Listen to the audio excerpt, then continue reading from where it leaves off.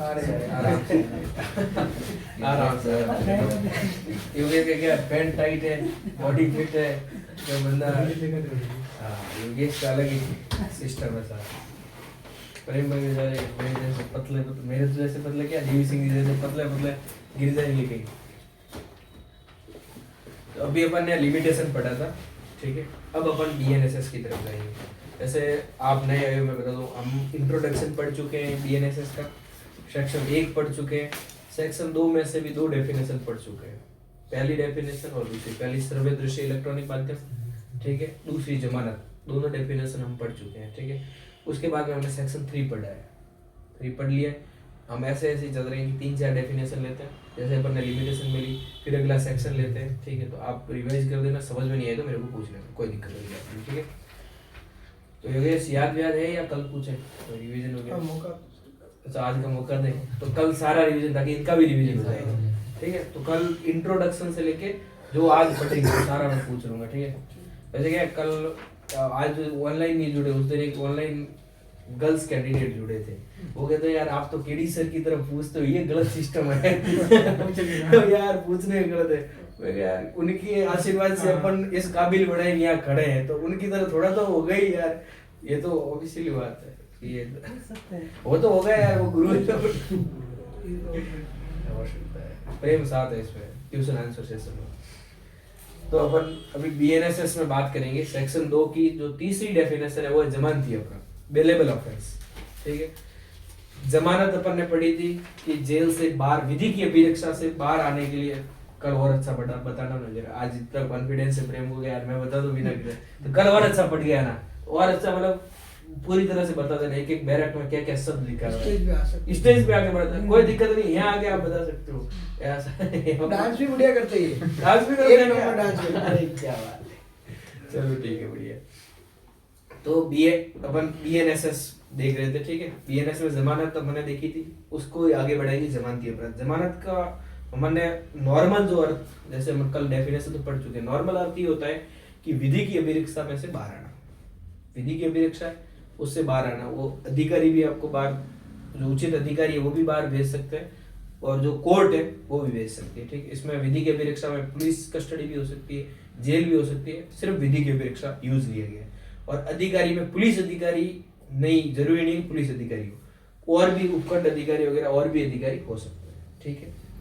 तो अपन ने जमानत देख ली थी, आज अपन पढ़ेंगे जमानती अपराध। जमानती अपराध क्या होता है, ठीक है। थर्ड डेफिनेशन है इसकी, जमानती अपराध। अगर मतलब इसमें तो स्पष्ट शब्दों में नहीं दे, इसमें तो ये दे रखा है कि जो पहले अनुसूची में है या किसी अन्य विधि में दे रखे जमानती के रूप में दर्शाए गए वो जमानती अपराध है। इसमें तो स्पष्ट शब्दों में ये लिखा गया, ठीक है। अपन अगर इसको हटके देखें कि जमानती अपराध क्या होते हैं, तो एक तो जमानती अपराध होता है, एक अजमानती अपराध होता है, ठीक है। जमानती अपराध में ये होता है कि आपका जमानत प्राप्त करने का अधिकार होता है, ठीक है। जैसे आपने सुना होगा, एक केस लो भी है जो अपन आगे डिस्कशन करेंगे जब जमानत को डिटेल से पढ़ेंगे तब, कि जमानत अधिकार है, ठीक है, जमानत नहीं देना एक अपवाद है, ठीक है। तो जमानत आप अधिकार के रूप में मांग सकते हो, वो जमानती अपराध में मांग सकते हो। आपको विधि की अभिरक्षा में भेजना गलत होगा अगर आपने जमानती अपराध किया है, तो आपका जमानत प्राप्त करने का अधिकार बन जाएगा, ठीक। कोर्ट के समक्ष जाके आपने जमानत पत्र पेश किया या बंद पत्र पेश किया, जो कोर्ट का डायरेक्शन हो उस आधार पे आपको उसी समय वहां से ही रिलीज कर दिया जाएगा, आपने अगर जमानती अपराध किया है। और इसमें लॉ क्या कहता है कि जमानती अपराध क्या होता है। लॉ में ये डेफिनेशन दे रखी है ग में, सी में, बेलेबल ऑफेंस की, कि तत्समय पर्वत इस विधि में प्रथम अनुसूची में या तत्समय पर्वत किसी अन्य विधि में जमानती के रूप में जिन अपराधों को दर्शाया गया है वो जमानती अपराध है, और इसके अलावा जो दूसरे अपराध है वो अजमानती अपराध है। तो अपन ने इसी एक में अजमानती अपराध की भी डेफिनेशन पढ़ ली कि भाई जमानती का तो वो ये है कि बीएनएसएस की प्रथम अनुसूची में जो जमानती के रूप में दिखाए गए वो जमानती अपराध है, या किसी अन्य तत्समय पर्वत अन्य कोई विधि है जिसमें कोई अपराध अगर जमानती के रूप में दिखाया गया है तो वो भी जमानती अपराध कहलाएगा, और उसके अलावा जो अपराध है वो अजमानती अपराध कहलाएंगे। तो इसी ग में अपन ने 2 डेफिनेशन पढ़ी, एक तो जमानती अपराध की और एक अजमानती अपराध की। तो अजमानती अपराध की भी इसमें ही दे रखी है डेफिनेशन ग में, ठीक है। इसके बाद में अगला आता है जमानत पत्र, ठीक है। जमानत पत्र क्या है, तो जमानत पत्र वही है जमानत लेने के लिए जो आपको पर्चा कोर्ट डायरेक्शन देता है कि भाई इतने की आप जमानत भर दो, तो वो जमानत पत्र होता है। कि किसी की कोई आरसी के हिसाब से जमानत देता है, कोई गाड़ी की आरसी, बाइक की आरसी नॉर्मल जमानत हो गया, और कई कई जमानत होती है उसमें जो जमीनें होती है उनके उतारे भी मांगे जाते हैं कि भाई आप, वो उस हिसाब से ये जमानत पत्र बंदे से आगे बढ़ेंगे। जमानत पत्र के अंतर्गत ये है कि प्रतिभूति के साथ जो वचन पत्र होता है वो जमानत पत्र होता है, ठीक है। और इससे अगली डेफिनेशन है बंध पत्र की। बंध पत्र का अर्थ ये होता है कि प्रतिभूति के बिना जो वचन पत्र होगा वो बंध पत्र कहलाएगा, और प्रतिभूति के साथ जो वचन पत्र होगा वो जमानत पत्र कहलाएगा। बात आई समझ में? तो क्या है कि ये थोड़ा बहुत रहता है इसमें कि बंध पत्र क्या है, जमानत पत्र क्या है, तो कंफ्यूजन रहता है। तो इसमें ये है कि अगर प्रतिभूति के साथ आप अगर वचन पत्र दे रहे हो तब तो आप जमानत पत्र दे रहे हो, अगर प्रतिभूति के बिना अगर अगर कोई वचन पत्र है तो आप बंध पत्र दे रहे हो, ठीक है। तो अपन ने इसमें पहली डेफिनेशन जो श्रव्य दृश्य इलेक्ट्रॉनिक माध्यम की पढ़ी थी, सेकंड डेफिनेशन इसमें अपन ने जमानत की पढ़ी थी, थर्ड डेफिनेशन अपन ने अभी जमानती अपराध की पढ़ी, उसी के अंतर्गत अजमानती अपराध है, ठीक है। फोर्थ डेफिनेशन जो अभी अपन ने पढ़ी वो जमानत पत्र की पढ़ी, पांचवी डेफिनेशन जो अपन ने पढ़ी वो बंध पत्र की पढ़ी, और अब छठी डेफिनेशन अपन पढ़ेंगे वो आरोप है, ठीक है। आरोप क्या होता है, इसमें तो ये दे रखा है कि अगर एक से अधिक शीर्ष में आरोप है तो उसका हर एक शीर्ष आरोप, इसमें तो ये दे रखा है नॉर्मल। अगर अपन ने ये समझा होगा जैसे कि चार्ज फ्रेमिंग आती है जजमेंट, ये मेंस की परीक्षा में चार्ज फ्रेमिंग वगैरह, तो आरोप क्या होते हैं। आरोप अगर मान लो कि योगेश प्रेम के ऊपर किसी चीज का आरोप लगाता है, मनीष भैया इसके ऊपर कोई आरोप लगाते हैं, मान लो छेड़छाड़ का आरोप है, कोई गर्ल्स है वो किसी के ऊपर छेड़छाड़ का आरोप लगा रही है, या चोरी का आरोप है कि यार इसने, मैं अभी यहाँ केतन जी के पास पढ़ने आया था, मेरी यहाँ टाइटन की घड़ी पड़ी थी, किसी का मन ललचा गया स्टूडेंट का, मैं यार पानी पीने गया था, किसी ने उठा ली यहाँ से टाइटन की घड़ी, तो ये भी आपका आरोप है, ठीक है।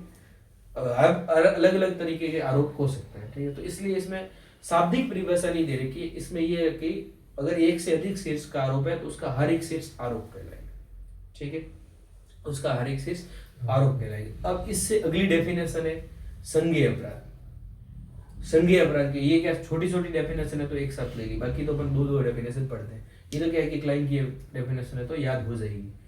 अपन संज्ञेय अपराध, अगली जो डेफिनेशन है वो संज्ञेय अपराध की है। संज्ञेय अपराध क्या होते हैं, जैसे कि अपन ने जमानती अपराध में पढ़ा कि प्रथम अनुसूची में या तत्समय प्रवृत्त किसी अन्य विधि में दिखाया गया वो जमानती है, ऐसे ही ये है कि इस जो संहिता है बीएनएसएस, इसकी प्रथम अनुसूची में या तत्समय प्रवृत्त किसी अन्य विधि के अंतर्गत पुलिस अधिकारी बिना वारंट के गिरफ्तार कर सकता है, वो संज्ञेय अपराध और संज्ञेय मामला कहलाता है, ठीक है। दैट्स मीन ये हुआ कि आपको अगर आपने संज्ञेय अपराध किया है तो पुलिस अधिकारी बिना वारंट के गिरफ्तार कर सकता है। आप उसको ये नहीं कह सकते कि भाई क्यों गिरफ्तार कर रहा है, वारंट बता, वो सीधा आपको गाड़ी में बैठा सकता है पकड़ के, ठीक है भाई आजा, तूने जो करना था वो तो कर लिया, अब हम आगे देखेंगे क्या प्रोसेस करनी है, अब तेरे को वही वारंट दिखाया जाएगा और जेल में आजा, पुलिस कस्टडी में आजा। तो आप उस वारंट का अधिकार नहीं है आपका कि भैया पहले वारंट बता तभी मैं चढ़ूंगा, वो आपको बिना वारंट के गिरफ्तार करके लेके जा सकता है, ये होता है संज्ञेय अपराध। संज्ञेय मामला यही है, संज्ञेय मामला भी संज्ञेय अपराध को संज्ञेय मामला को एक ही बात, ठीक है।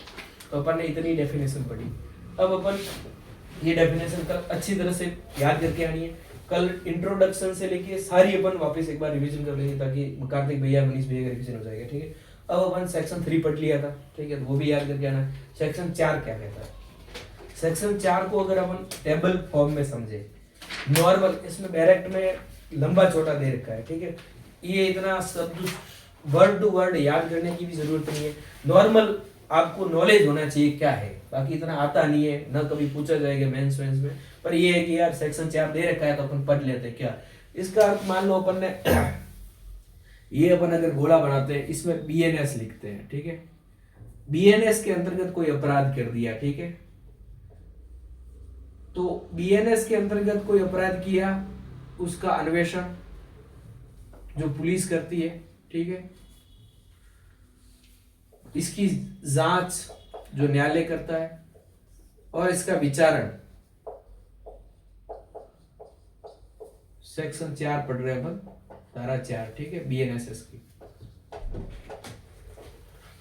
बीएनएस के अंतर्गत कोई अपराध किया है, उसके अंदर कोई अन्वेषण, जांच और विचारण है, वो तीनों की जो प्रक्रिया होगी वो बीएनएसएस के अनुसार होगी। किसके अनुसार होगी? बीएनएसएस के अनुसार होगी। ये तीन एरो। बीएनएस के अलावा कोई एक्ट है, बीएनएस के अलावा कोई एक्ट है, ठीक है, उसके अंतर्गत किसी ने अपराध किया है, ठीक है,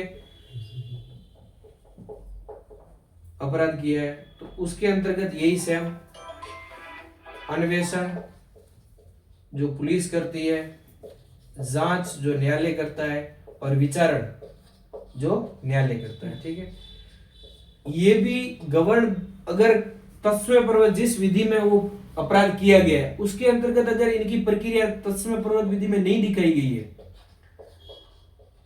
तत्समयपूर्वक विधि के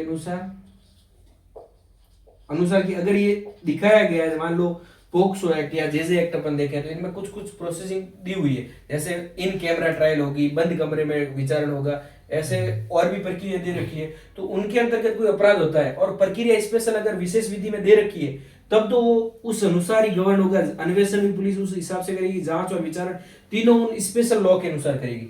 लेकिन अगर उसमें अपराध तो हो रहा है लेकिन उसकी प्रक्रिया कैसे अन्वेषण, जांच और विचारण करना है ये अगर नहीं दी गई है तो वो भी बीएनएसएस के अनुसार गवर्न होगी। बात आई समझ में? सेक्शन 4 इतना ही कहता है और अपने को इतना ही याद रखना है। उसके बैरेक्ट क्या है, लैंग्वेज क्या है, बैरेक्ट की लैंग्वेज कतई याद करने की सेक्शन 4 की जरूरत नहीं है। ये दो अगर चार्ट अपने को याद है तो सेक्शन 4 क्लियर है अपना। अगर सपने में कोई पूछ लेगा तो शायद आप बता दोगे, ठीक है। अन्वेषण पुलिस करती है, ठीक है, ये इसमें थोड़ा कंफ्यूजन रहता है। वैसे लॉ के स्टूडेंट अपन नहीं होना चाहिए कि अन्वेषण पुलिस करती है, जांच और विचारण न्यायालय करता है। अगर बीएनएस के अंतर्गत अपराध है तब तो पूरी जो अन्वेषण, जांच, विचारण की प्रक्रिया वो बीएनएसएस के अनुसार गवर्न होगी। अगर बीएनएस के अलावा कोई अपराध किया गया है, जैसे पोक्सो एक्ट, जेजे एक्ट वगैरह अदर जो क्रिमिनल लॉ है उसके अनुसार कोई अपराध किया गया, अगर उसमें स्पेशल प्रक्रिया दे रखी है कि अगर ये अपराध है तो इस हिसाब से पुलिस अन्वेषण करेगी, जांच करेगी, विचारण करेगा, ठीक है, तब तो उस एक्ट के अनुसार गवर्न होगा। और अगर विशेष विधि में कोई ऐसी प्रक्रिया नहीं दे रखी है तो उसकी भी सारी प्रक्रिया बीएनएसएस के अनुसार ही गवर्न होगी, भारतीय नागरिक सुरक्षा संहिता। बात आ गई समझ में? अब इसके बाद में आता है सेक्शन 5, ठीक है, उसमें भी बैरेक्ट याद करने की कोई जरूरत नहीं है, ठीक है। बैरेक्ट क्या कहता है वो आपने को याद करने की इसमें जरूरत नहीं है। जहां जरूरत है वहां बैरेक्ट को रटना है, घोड़ना है, क्योंकि बैरेक्ट के बिना अपना सिलेक्शन नहीं है, ये बात 100% सत्य है। लेकिन जहां बैरेक्ट याद करने की जरूरत नहीं है वहां याद करने की जरूरत नहीं है।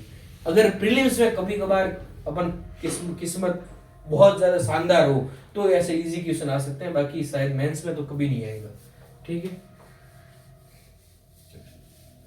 तो अपन अगर सेक्शन 5 को भी इसी हिसाब से पढ़े, अगर टेबुलर फॉर्म में पढ़े कि टेबल बना के, सेक्शन 5 कहता है व्यावर्ती, ठीक है,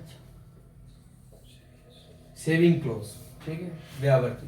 तो इसके अनुसार अगर कोई स्थानीय विधि है,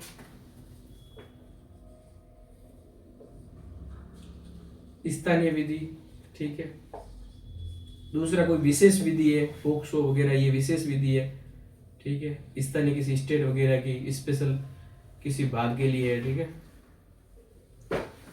अगर विशेष विधि है। और अगर स्थानीय और विशेष विधि के अंतर्गत विशेष कोई प्रक्रिया दे रखी है, विशेष प्रावधान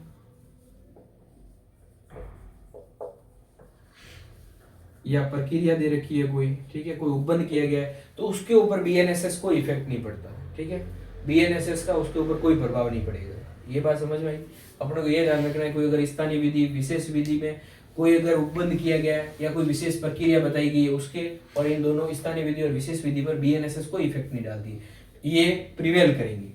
वो आपने पढ़ा ही होगा, स्पेशल लॉ शैल प्रिवेल, ठीक है, तो स्पेशल लॉ प्रिवेल करते हैं इन पे।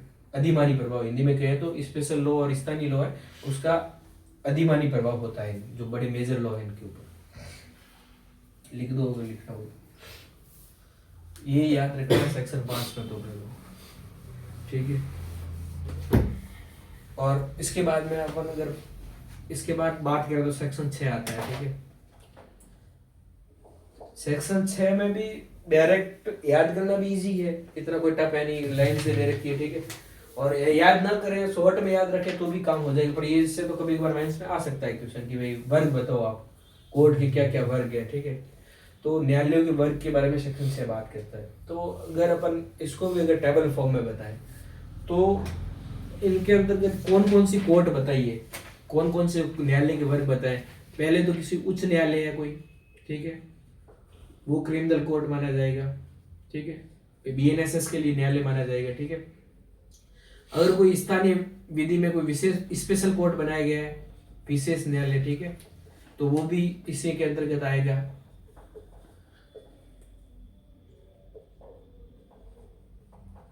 और इनके अतिरिक्त कौन से होंगे, इनके अतिरिक्त कौन से होंगे वो अपन देखेंगे। पहला तो अपन सेशन कोर्ट, ठीक है, सेशन न्यायालय। दूसरा JMFC, judicial magistrate first class, न्यायिक मजिस्ट्रेट प्रथम वर्ग, ठीक है। आप हिंदी में याद रखना, पहले क्या था कि जब सीआरपीसी लागू थी तब मेट्रोपॉलिटन मजिस्ट्रेट हुआ करता था, तब यहाँ पे एमएम भी लिख सकते थे, ठीक है आप, एमएमएफसी मेट्रोपॉलिटन मजिस्ट्रेट फर्स्ट क्लास। लेकिन अब सीआरपीसी है नहीं, लेकिन अपने जेएलओ के सिलेबस में तो है। अगर जेएलओ का फॉर्म भरा है तब तो आपको एमएमएफसी भी याद रखना है, मेट्रोपॉलिटन मजिस्ट्रेट फर्स्ट क्लास, और जेएमएफसी भी याद रखना है, ठीक है, दोनों याद करने। अगर जेएलओ का फॉर्म नहीं है, आप जेएलओ को टारगेट नहीं कर रहे, तो अगर बीएनएसएस पढ़ना है तो फिर जुडिशियल मजिस्ट्रेट फर्स्ट क्लास ही है, एमएम अब हट गया है, ठीक है। जुडिशियल मजिस्ट्रेट सेकंड क्लास, ठीक है, और ये है कार्यपालक मजिस्ट्रेट, ठीक है।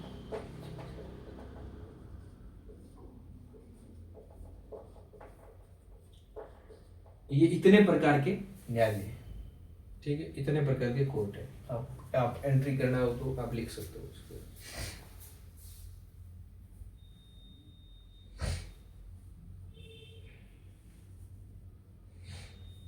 कार्यपालक मजिस्ट्रेट भी जज है, बिल्कुल न्यायालय है उसकी भी, ठीक है। वैसे अपन आगे बढ़ेंगे भी कि ये आरजीएस होता है, उसको भी अगर हाईकोर्ट निर्देश दे तो वो एसडीएम बन सकता है, एसडीएम का कार्य कर सकता है। और एक एसडीएम की जज ये पढ़ा नहीं, अभी तक प्रोविजन ऐसा है नहीं कि एसडीएम को भी जज बने, बाकी जज एसडीएम जरूर बन सकता है, ठीक है। पर एसडीएम के पास भी पावर होती है, जमानत देने की पावर होती है, कुछ जो सीमित जो अपराध है एसडीएम के पास भी पावर होती है, ठीक है। बाकी जो आरजेएस अगर आप बनते हो तो आपका आरएएस बनने का सपना सफल हो सकता है अगर हाईकोर्ट निर्देश दे तो, लेकिन अगर आप आरएएस बनते हो तो आरजेएस बनने का सपना सफल नहीं हो सकता। मतलब आरजेएस अगर बन रहे हो आप तो आपके दो सपने सफल हो रहे हैं, एक तो आप आरजेएस हो, आरएएस भी बन सकते हो, आरजेएस आरएएस दोनों। तो आप तो यार अच्छी जगह पे हो, लॉ के स्टूडेंट हो, दोनों हाथ में आ रहे हैं यार, आरजेएस बन जाएंगे, फिर हाईकोर्ट ने अगर दे दिया तो आरएएस बन जाएंगे।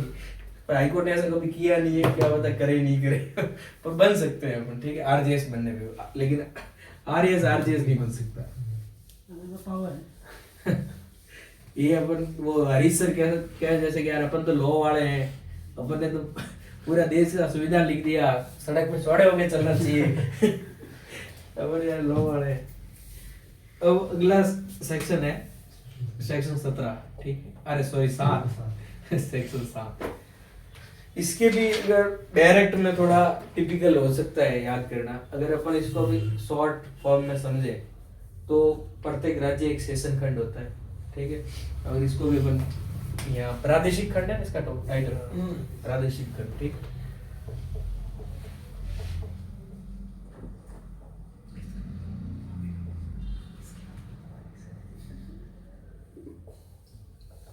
अगर इसको भी अपन टेबल फॉर्म में समझे तो प्रत्येक राज्य एक सेशन खंड होता है, ठीक है।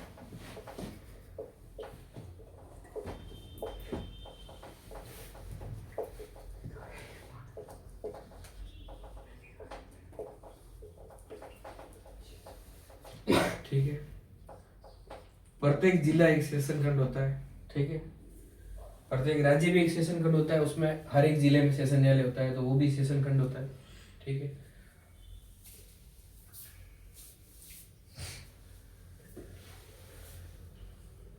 इसके नीचे ही एरो बना के आप लिखो कि प्रत्येक जिले में एक सेशन खंड होता है, ठीक है,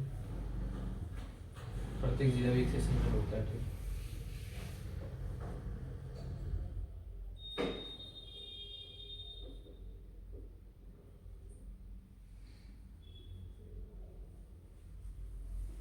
ओके। उसके बाद में जो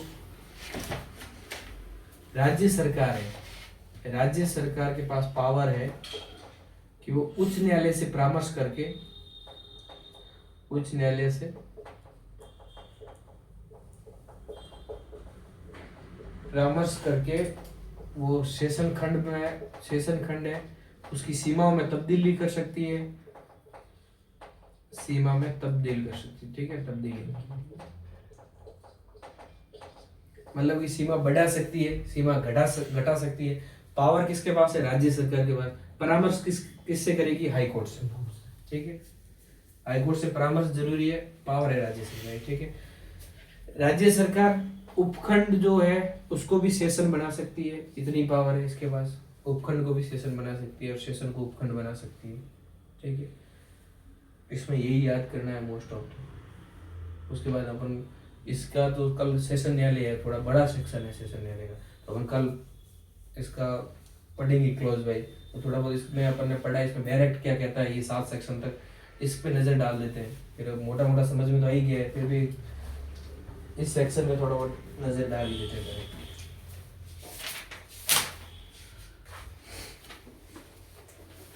सेक्शन से तो सेम ही है, ठीक है, 4-5 तो छोड़ो गए। साथ में देखो प्रादेशिक खंड है, टेरिटोरियल डिविजन्स। प्रत्येक राज्य एक सेशन खंड होगा, जो अपन ने पढ़ा, सेशन खंडों से मिलकर बनेगा, और प्रत्येक सेशन खंड इस संहिता के प्रयोजनों के लिए एक जिला होगा, मतलब एक जिला भी सेशन खंड होगा और राज्य भी सेशन खंड है, ठीक। राज्य सरकार उच्च न्यायालय के परामर्श के पश्चात, राज्य सरकार उच्च न्यायालय के परामर्श के पश्चात, ठीक है, ऐसे खंडों और जिलों की सीमाओं संख्याओं में परिवर्तन कर सकती है, तब्दीली कर सकती है, बढ़ा सकती है, घटा सकती है सीमा, ठीक है। तीसरा है, राज्य सरकार उच्च न्यायालय से परामर्श के पश्चात किसी जिले को उपखंडों में विभाजित कर सकती है, अपन ने ये पढ़ा उपखंड, ठीक है, उपखंडों में विभाजित कर सकेगी, ऐसे उपखंडों की सीमा और संख्या में परिवर्तन कर सकेगी। किसी राज्य में इस संहिता के प्रारंभ से पहले अगर कोई सेशन खंड बना हुआ है, जिले और उपखंड बने हुए हैं, तो इस धारा के अधीन बने हुए समझे जाएंगे। अगर मान लो सीआरपीसी के तहत अगर बने हुए हैं या इससे पहले क्रिमिनल प्रोसीजर कोड लागू था, उसके अनुसार कोई सेशन खंड वगैरह बने, तो भी वो बीएनएसएस के अनुसार लागू किए हुए माने जाएंगे, ठीक है। बात समझ में आ गई? वन क्या टाइम है? 7:45, ठीक है, फिर बीएनएसएस इतना ही पढ़ेंगे, ठीक है। उसके बाद में कल आगे अपन कुछ ज्यादा पढ़ेंगे। आज आप ऊर्जा रही, कल 2 घंटे पूरे पढ़ेंगे, आज 15 मिनट कम है, क्योंकि कल वो सेशन न्यायालय वाला थोड़ा बड़ा है तो वो पूरा नहीं होगा, आज 15 मिनट।